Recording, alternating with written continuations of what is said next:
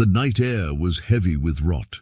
Beneath the chapel floorboards of Harrowmont estate, lantern light flickered against stone, revealing graves that should not have been there. Children's coffins stacked carelessly, some nailed shut, some left half open as if in panic. No parish records marked their burials, no prayers were said over them. These were not ordinary deaths, these were secrets meant to be smothered in soil and silence. Virginia, 1832. On the surface, the Harrowmonts were a dynasty of wealth, power, and respectability. They owned tobacco fields that stretched beyond the horizon, servants who bent at every command, and a manor that stood as a symbol of southern aristocracy. But behind the velvet curtains of their estate was a truth more twisted than the roots of the magnolias lining their gates. Their legacy wasn't built on fortune alone, it was bound by blood. Literally. The Harrowmonts married their cousins, their nieces, even their uncles, all under the guise of keeping the bloodline pure. But purity is a mask. What they really feared was dilution of power, wealth, and, according to whispered accounts, a curse that would befall them if they ever broke the chain. This was not superstition born in taverns. This was ritual, written into family ledgers, reinforced by twisted oaths sworn in candlelit basements. It was in that chapel basement that Reverend Nathaniel Cole, a young minister newly arrived from Richmond, first made his discovery. He had been invited to bless the grounds, but instead he stumbled upon the smell of decay seeping through floorboards. When he pried them open, he found the hollow graves, row upon row of malformed children, their bones deformed, their skulls misshapen, their tiny frames reduced to whispers of what should have been life.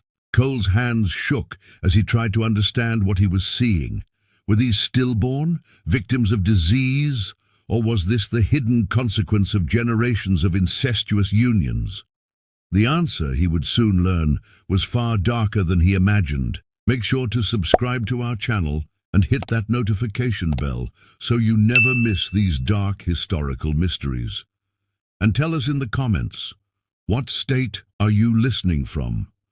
We love hearing from our viewers across America. The Harrowmont family had spent decades burying their shame, but Reverend Cole's discovery would force their secrets into the light, and once unearthed, they could never be buried again. Reverend Nathaniel Cole didn't speak of his discovery that night.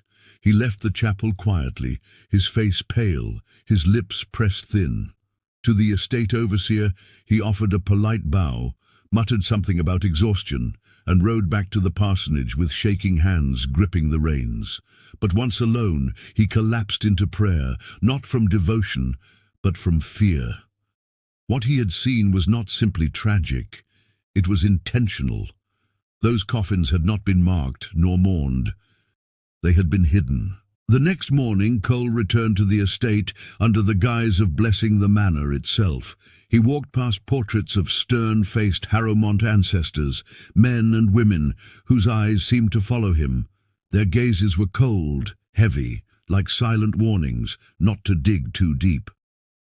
In the grand dining hall, he was greeted by Elias Harrowmont, the patriarch. Elias's presence filled the room, tall, gaunt, with silver hair combed back like a crown. His voice was gentle, almost melodic, but his words carried weight. "You've seen our chapel," Elias said, as if testing him. "It holds the bones of our family, generations resting in consecrated ground." Cole forced a nod. He didn't dare reveal that he had pried open the floorboards, but he couldn't help himself. His eyes searched Elias's face for answers, for guilt, for anything that would explain why so many children had been buried in silence. Later that day, as servants moved through the house, Cole overheard whispers. The Harrowmont name was not just feared, it was obeyed like law. A maid spoke of children born too small, too frail, too twisted to survive. Another muttered that some infants never cried at all, their breath stolen the moment they arrived. Yet others hinted at something worse, that not all of the little ones had died naturally. In his journal, Cole wrote a single line that evening: "This is no curse of chance, but of choice." He began to piece together the pattern. The Harrowmonts married only their own, sealing contracts of blood and wealth. The offspring that survived carried the family's name and fortune. The ones who didn't, those malformed children, were quietly buried beneath the chapel. To outsiders, the family remained untarnished, their reputation untouched. To those within, it was an open wound no one dared expose. Cole knew he had stumbled into something monstrous. The question gnawed at him. Was he dealing with sin, or something even darker? Ritual disguised as family tradition? And more chilling still, why had Elias Harrowmont looked at him as though he already knew what he'd found? The Harrowmont family's history stretched back further than most could imagine. In the dusty archives of Milbrook Falls, Reverend Cole unearthed records that townsfolk had long forgotten, or perhaps deliberately ignored. The Harrowmonts weren't just wealthy landowners. They were founders, financiers, the quiet architects of every courthouse, mill and church in the county. Their fortune was so deeply rooted that even the governor once sought their patronage. Yet the deeper Cole read, the more disturbing the threads became. Marriage records told a story that was both meticulous and unnatural. Over and over, the same surnames intertwined. Cousins marrying cousins. Nieces given to uncles. Entire generations bound together, not by chance, but by calculation. There was no infusion of new blood, no alliances beyond their own walls. The Harrowmonts had built a fortress of flesh and name, sealing themselves into a lineage that served wealth above all. But the cost of that insularity was grotesque. Parish records noted baptisms, followed by swift burials. The ink barely dried before another death was recorded. The infants were rarely named, often entered into the ledger as male child or female child, with no more detail than a date of birth and a date of death, sometimes only days apart. Cole felt his stomach knot as he traced the pattern. Dozens of children, erased before they were ever recognized as people. One entry stopped him cold. March 1819, infant stillborn. No priest summoned. Another from 1824 noted, child malformed, buried without service. These weren't mere tragedies. They were evidence of a family that had learned to conceal its failures beneath a cloak of piety and silence. When Cole confronted one of the elder servants, a woman who had lived in the estate since childhood, she lowered her eyes and whispered, "The Reverend mustn't speak of them, the children that weren't right. They weren't meant to be seen. Master Elias says the blood must be pure. The weak ones are returned to the earth." That phrase chilled him, returned to the earth. It wasn't grief she spoke with, but indoctrination. As though repeating a creed she had been taught never to question. The image of those tiny coffins beneath the chapel floor returned to Cole's mind. They weren't simply hidden. They were arranged, lined in symmetry like offerings. He wondered if the Harrowmonts had come to see those burials, not as shame but as ritual, a grim exchange to preserve their name and power. If that was true, then he wasn't merely facing a corrupted family. He was standing against a cult disguised as a dynasty. When Reverend Cole was finally invited into the Harrowmont estate, he expected grandeur. He found it, but not the kind he imagined.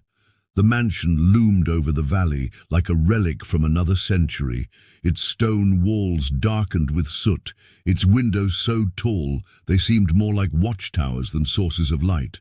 Inside, the air was heavy, perfumed not with flowers but with something metallic, almost like rust. Elias Harrowmont, the patriarch, greeted him with unsettling warmth.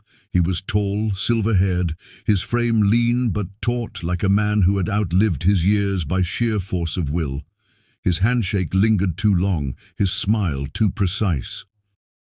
"We are honored, Reverend," Elias said, guiding him into a drawing room lined with portraits. Generations of Harrowmont faces stared down at them, all with the same sharp cheekbones, the same pale eyes, the same smirk that seemed less like a smile than a secret. But it was the children who unsettled him most. 3 boys and 2 girls, all under 12, sat in rigid silence as though they had been arranged for display. Their clothes were immaculate, hand-stitched and uniform. They didn't fidget, didn't whisper, didn't even blink as he passed. When Cole attempted a friendly word, "And how are you today, young one?" The eldest girl tilted her head with mechanical precision and replied, "As my father wills." Cole tried again with another child, only to receive the same response, "As my father wills." Each repeated it like liturgy, their voices flat, rehearsed. It wasn't obedience, it was indoctrination. Later, Elias proudly led him through the private library, shelves stretched to the ceiling, filled with volumes bound in cracked leather. Some bore Latin titles, others symbols Cole couldn't decipher. At one table lay a genealogy book, open to a page where marriages were charted not in celebration, but in cold calculation, names intersecting like equations. "You see," Elias explained, "the world weakens when it mingles. Purity must be guarded. Our line has survived centuries because we do not dilute it. Every generation understands this. Every child is raised to protect it." Cole shivered at the matter-of-fact tone. There was no hesitation, no shame, only certainty. And as Elias closed the book with deliberate care, the Reverend realized something dreadful. The Harrowmonts did not see themselves as human subjects of faith. They saw themselves as custodians of blood, priests of their own lineage, and the children were not heirs, but vessels. Behind their polished civility, he sensed the machinery of ritual. The mansion wasn't a home, it was a temple. Reverend Cole had been warned not to wander. Elias insisted that certain wings of the house were under restoration. But the phrasing felt rehearsed, too precise. Still, curiosity gnawed at him. For days he dined with the family, endured their polite but hollow conversations, and listened to Elias boast of Harrowmont endurance as though it was scripture. Yet every night he noticed a pattern: doors bolted at dusk, servants vanishing before dark, and a steady thrum, like footsteps or dragging, chains echoing faintly from the upper floors. It was on the fifth night, after a long supper of forced cheer, that Cole acted. While the household retired, he slipped from his guest room and followed the sound. The corridors were dim, lit only by oil lamps that sputtered in iron brackets. The walls themselves seemed to lean inward, suffocating him, pressing silence into his lungs. He found the stairwell behind a tapestry, narrow and spiraling, the wood so worn it bowed beneath his steps. The higher he climbed, the colder it became, as though he were ascending into stone rather than air. And then came the smell. It was sharp, acrid, like burned hair mixed with spoiled milk. The odor of bodies hidden from sunlight too long. At the landing, he reached a door reinforced with iron. Its surface bore scratches, deep gouges, as though something on the other side had clawed for release. Cole froze, every instinct screaming to turn back. But then he heard it, a low guttural moan. Not the sound of sickness, not quite human at all. With trembling hands, he pushed the latch. The door creaked open just enough for him to see. Inside, the room stretched like a corridor lined with cots. Figures lay upon them, wrapped in thin sheets. Their limbs jutted at grotesque angles, joints too swollen, skulls too elongated. One turned toward him, its face sunken, eyes pale and lidless, mouth twisted in a rictus grin. It whispered a single word that sent the Reverend stumbling. Back down the stairs, blood.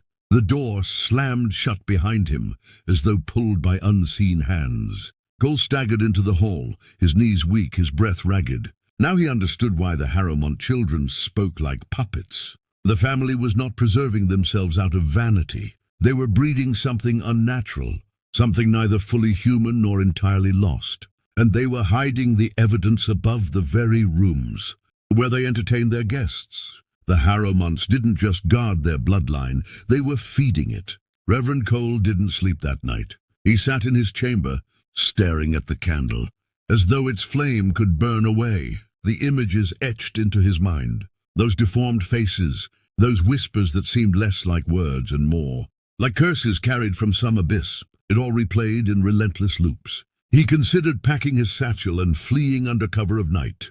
But when he stepped to the window, he saw lanterns patrolling the grounds. The Harrowmont estate was not a home. It was a prison dressed in velvet. At breakfast, Elias greeted him with his usual charm, pouring coffee into porcelain cups painted with scenes of hunting parties. But Cole noticed the stiffness in his host's smile.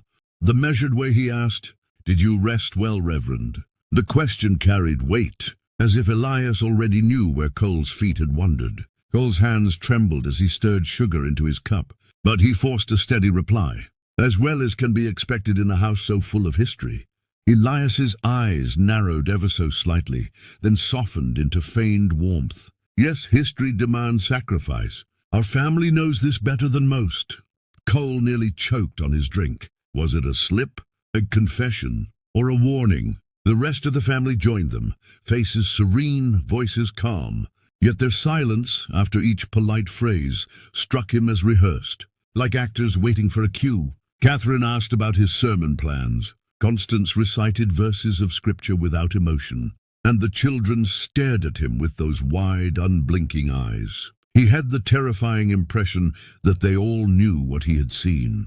That evening Cole locked his door, but the walls seemed alive. He heard scratching above him, faint tapping against the floorboards, as though small hands pressed through from the other side.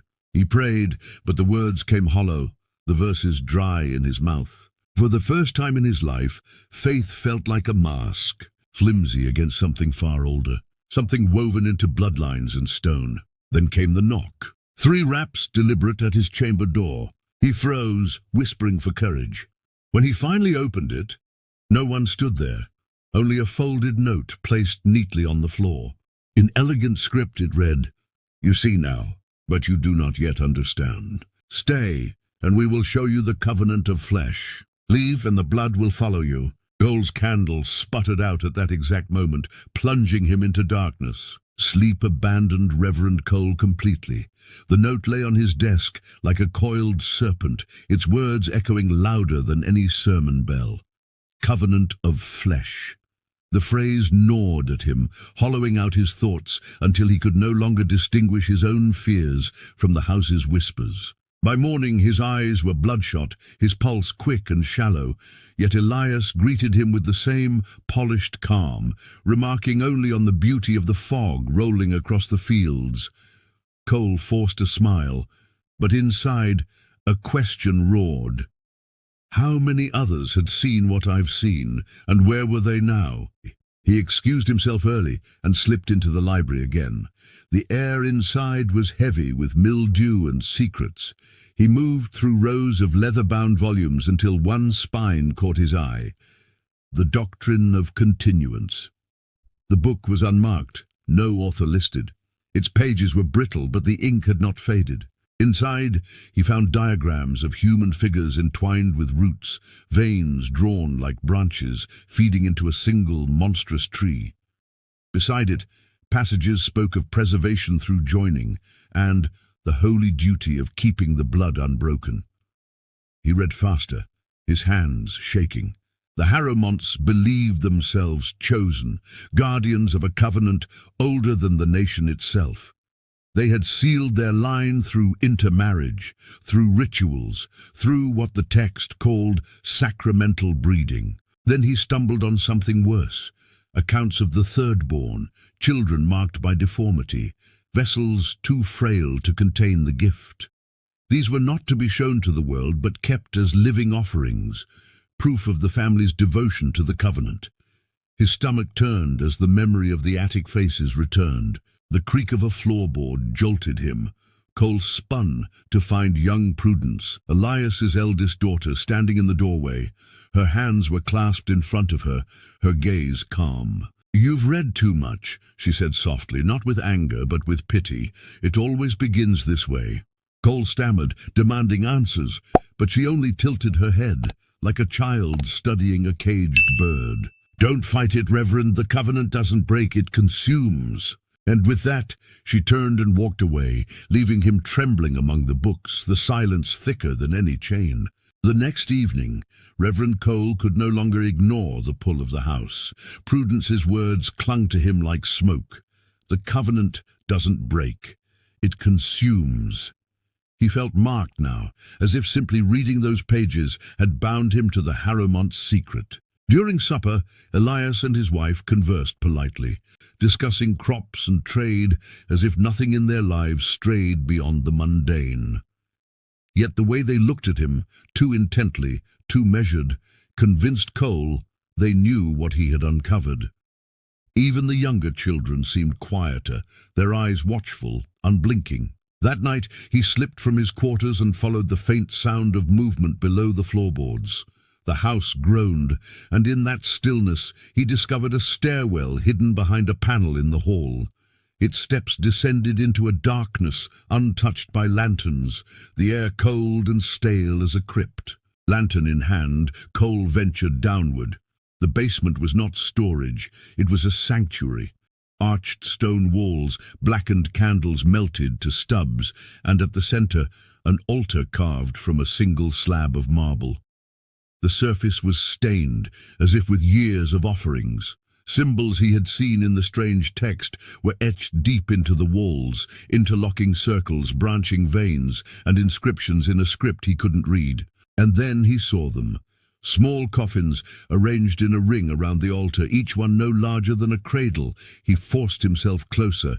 Their lids bore names, some faded, some recent. All belonged to Harrowmont children. His chest tightened as he realized what this meant. The third-borns were not merely hidden away, they were sacrificed here, their bodies entombed beneath the family estate to strengthen the covenant.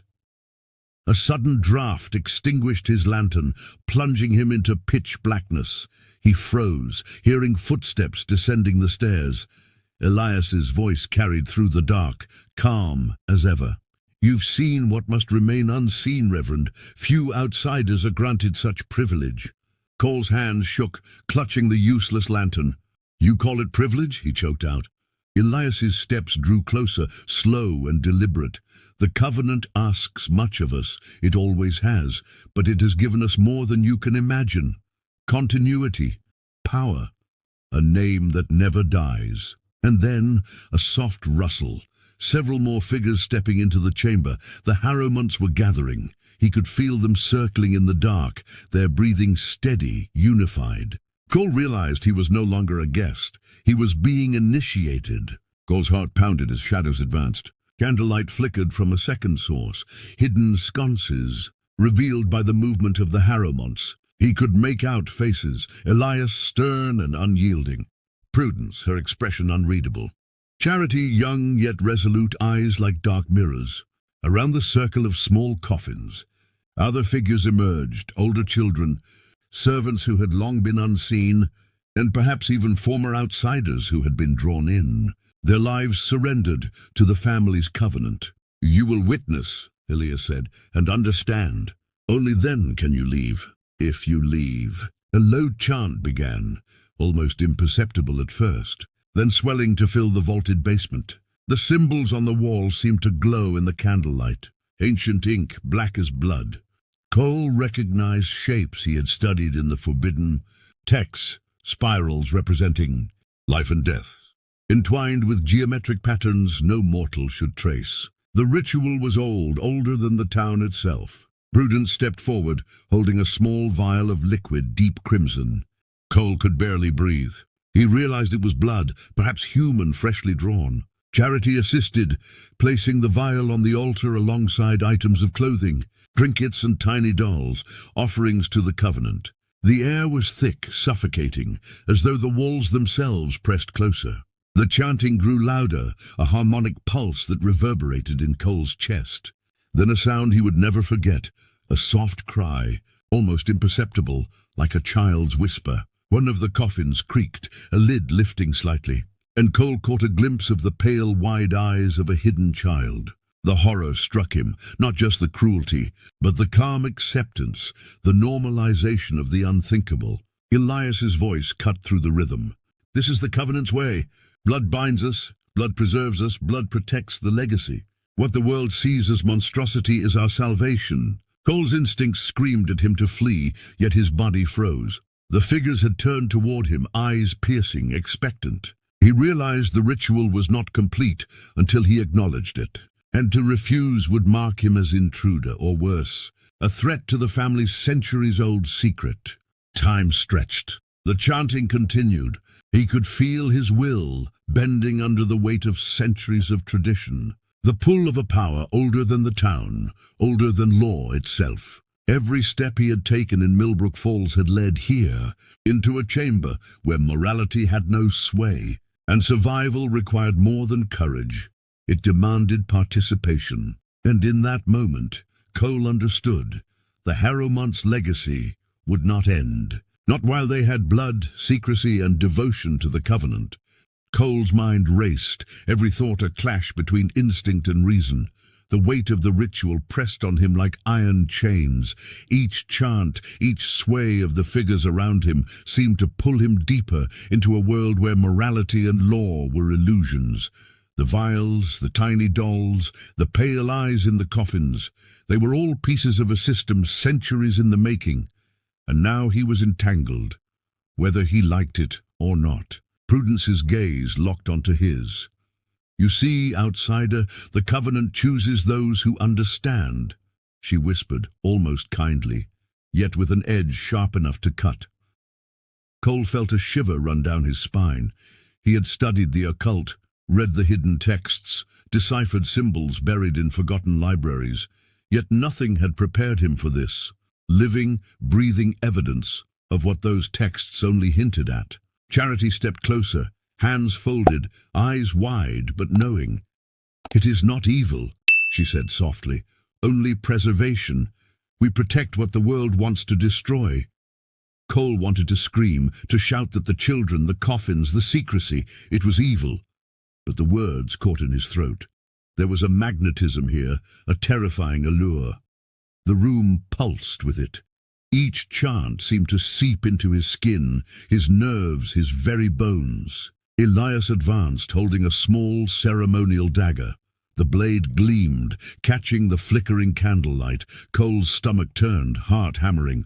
"The final choice," Elias intoned, voice deep, commanding. "Join the Covenant or leave and carry its burden as witness. But know this, the world outside will never understand, and we will find you if you tell." Time seemed to collapse. Cole felt the air thicken, dense with centuries of secrecy and power. He imagined escape, the stairwell, the darkened halls, the night outside, but every instinct screamed that leaving would come with consequences he could not yet foresee. To join meant submission, participation in a legacy that had cost countless lives. To refuse meant becoming a marked outsider, someone who had seen the truth and lived.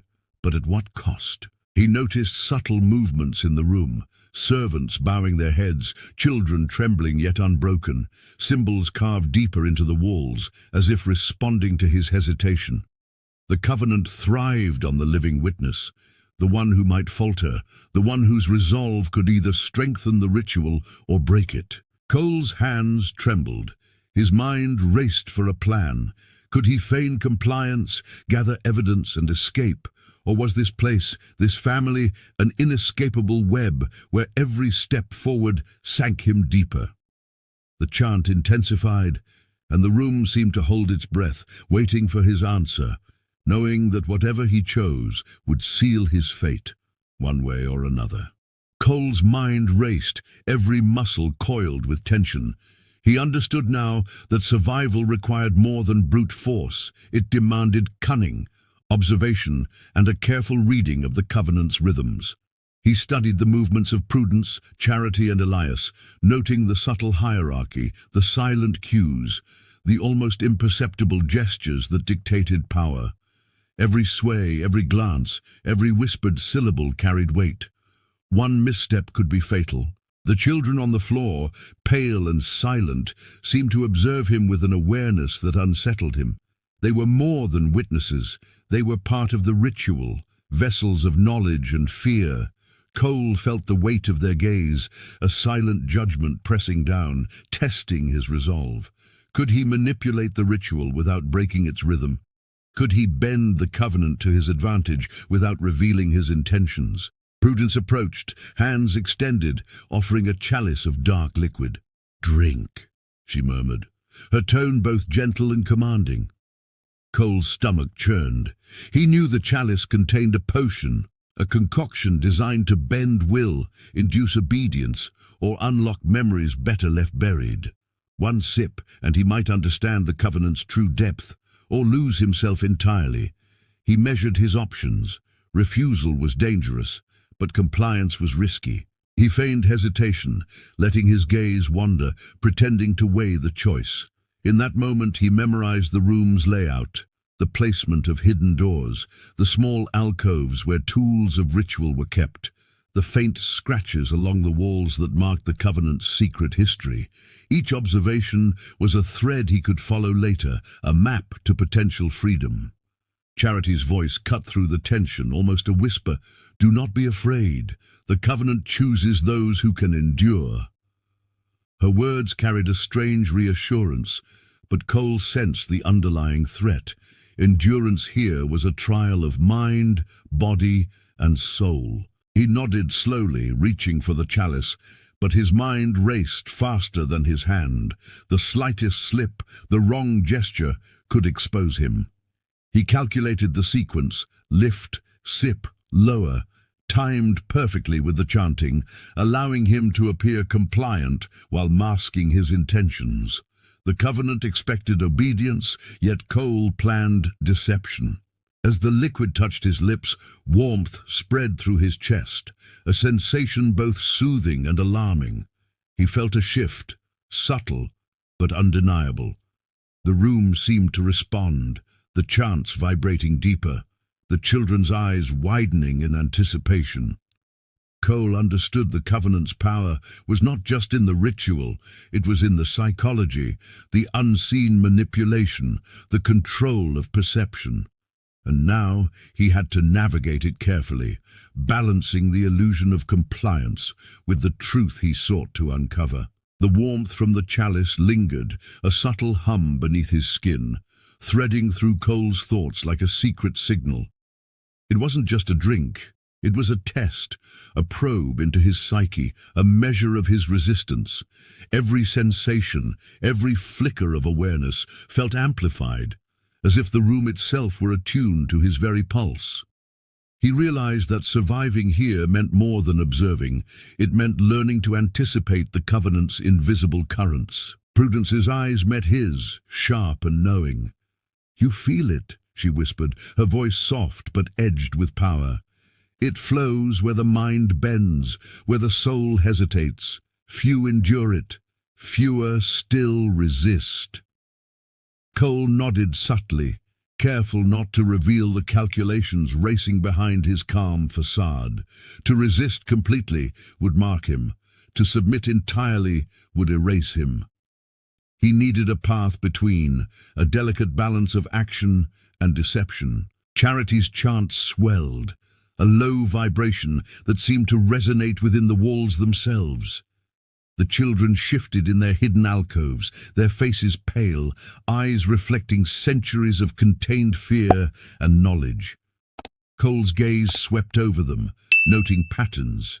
The flick of a hand, the subtle sway, the way silence itself carried instruction.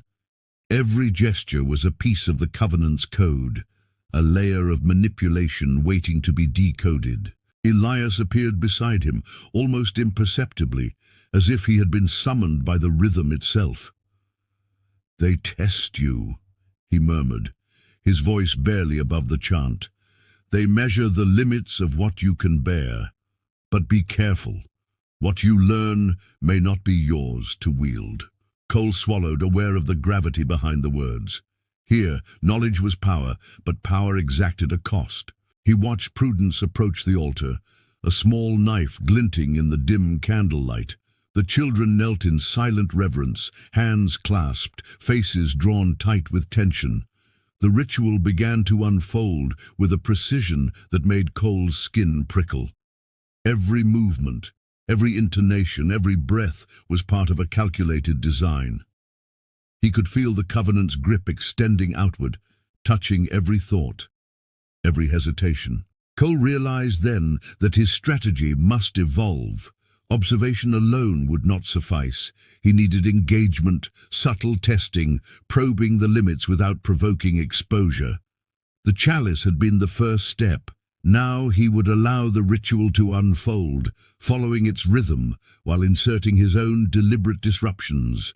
small, almost imperceptible, enough to gauge the Covenant's response without alerting them to his intentions. As Prudence lifted the knife, the room seemed to hold its breath. Cole's heart pounded, but his mind remained sharp, calculating. Every second mattered. Every choice carried consequences that could ripple beyond this room, beyond this night, into the very foundation of the Covenant's hidden dominion. And Cole understood with chilling clarity that survival here was not just a test of endurance, it was a test of intelligence, cunning, and the willingness to confront truths that few had ever faced and even fewer had survived. The candlelight flickered as Cole adjusted his stance, every movement deliberate, every breath measured. He had learned enough to understand that the Covenant's ritual was more than tradition. It was a framework, a mechanism of control, and a map to their power. If he could decode the flow, anticipate its triggers, he might find leverage where others saw only ritual and fear. Prudence's voice rose again, melodic but sharp, invoking a rhythm that resonated through the room. Cole observed the children, noting the subtle shifts in their posture, the almost imperceptible signals exchanged between them. They were the living nodes of the Covenant, trained to respond, to reinforce.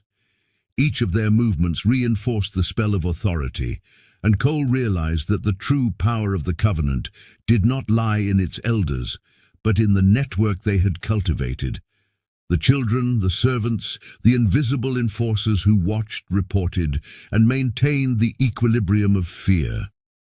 Charity moved closer, her chant morphing into a low, commanding tone.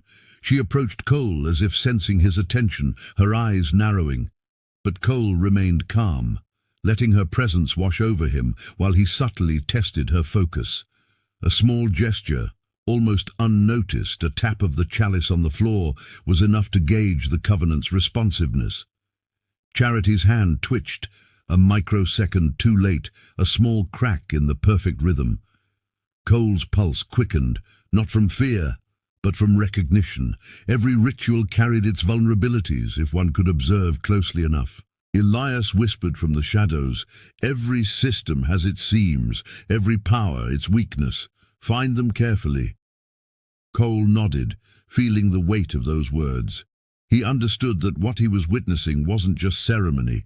It was instruction in manipulation, an encoded lesson on control.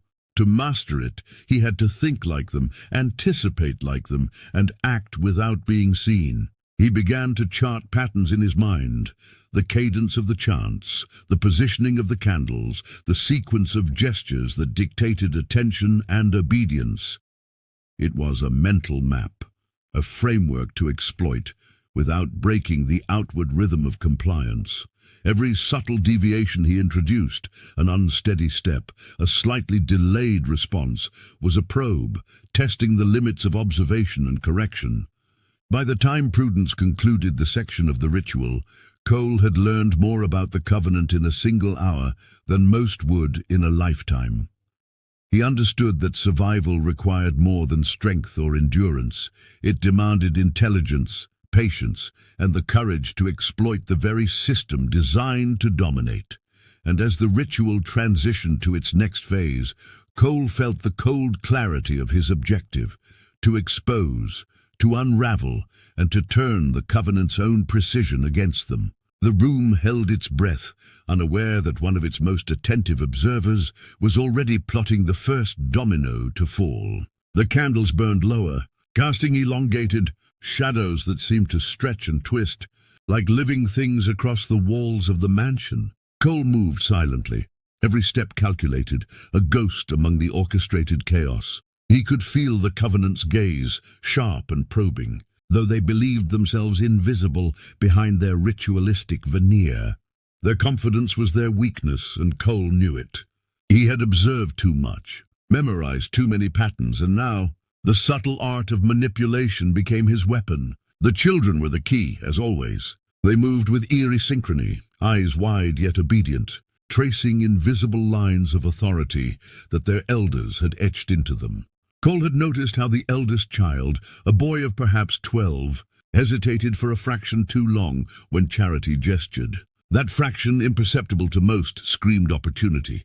Cole shifted his weight ever so slightly, causing a soft draft that sent a flicker through the candle flames. Enough to distract the boy's attention and test the reaction of the elders. Prudence's chant faltered for barely a beat, a tiny, almost imperceptible twitch in her. And betrayed her reliance on the children's responses. Cole smiled inwardly. It was not luck, it was evidence. Every ritual, no matter how sacred or secret, left traces, and Cole was learning to read them like a map.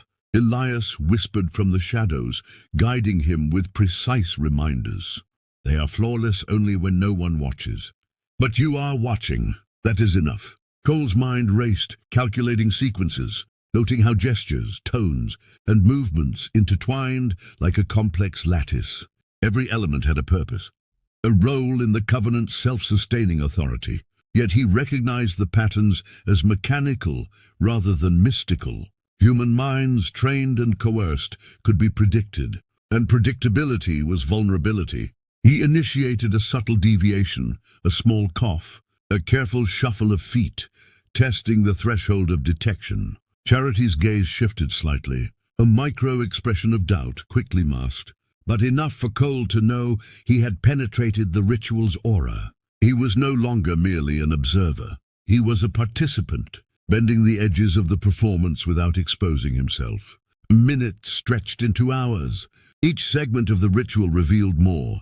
Hidden chambers behind false walls, coded signals exchanged in gestures, and the intricate hierarchy of obedience. Cole understood now that the covenant's strength lay not only in secrecy but in the meticulous psychological manipulation of its members. As the final segment of the night's ritual began, Cole felt the first taste of control. He had introduced enough perturbations to see how the covenant adapted, and the cracks were visible. Tomorrow he would begin to exploit them. Every measured step, every observed weakness, would bring him closer to unraveling the network of lies, fear, and dark knowledge that had ruled Milbrook Falls for generations. The shadows seemed to lean closer, as if acknowledging his resolve. Cole was no longer just watching history unfold, he was preparing to rewrite it. Dawn broke with an unsettling stillness, as if Milbrook Falls itself hesitated to witness the day. Cole moved quietly through the misted streets, avoiding the watchful eyes of those who still clung to the last threads of normalcy. Inside the mansion, the Covenant slept, or at least pretended to. The knowledge he had gathered during the night's ritual was now a blueprint, and he carried it with precise intention. Every hidden passage, every subtle cue, every conditioned response was etched into his mind. Tonight he would act. He began with the children, the unknowing linchpins of the family's ritualized control. Cole approached the eldest boy, speaking in whispers only he could hear. The boy's eyes widened, a mixture of fear and anticipation. Cole's voice was firm yet calm, carrying the authority of someone who understood far more than he should. "The world outside is real," he said. "They will not protect you, but I can." For the first time, the boy hesitated to obey a command from Charity, and that hesitation spread, imperceptibly at first, to the younger children. The mansion itself seemed to respond to their newfound defiance. Walls that had confined them for decades now felt like mere thresholds, and doors once barred by ritual became passageways. Cole guided the children carefully, always aware of the delicate balance between exposure and secrecy. One wrong step could trigger alarm, or worse, confirm the Covenant's suspicion. In the central hall, Prudence and Charity prepared the evening's ceremonial display, unaware that their carefully orchestrated performance was now under threat. Cole observed from the shadows, noting every gesture, every signaling glance. His knowledge of their psychological manipulation allowed him to anticipate moves before they occurred, giving him an invisible advantage. He introduced subtle disruptions, a misplaced candle, a whispered command, a pattern altered in a minor but telling way. Each disruption tested the Covenant's ability to adapt, and each time their rigid hierarchy faltered. Their reliance on the children became a liability, as the first flicker of rebellion had now taken root. By the end of the day, Cole had not confronted the Covenant directly. He did not need to. The cracks were visible, the carefully maintained illusion beginning to crumble. The children moved with a cautious independence. The adults responded with subtle frustration, and Cole sensed the shifting tide. Tonight, he would escalate further. Tonight, the secrets of the Weatherbe family, the hidden chambers, the ritualistic authority, the suppressed horrors would no longer remain unchallenged. The Covenant's fortress of fear was still standing, but the foundation had begun to fracture. And Cole, the unseen observer turned orchestrator, would ensure that the collapse was not only inevitable, but spectacular. The night arrived like a shroud, blanketing Milbrook Falls in heavy fog.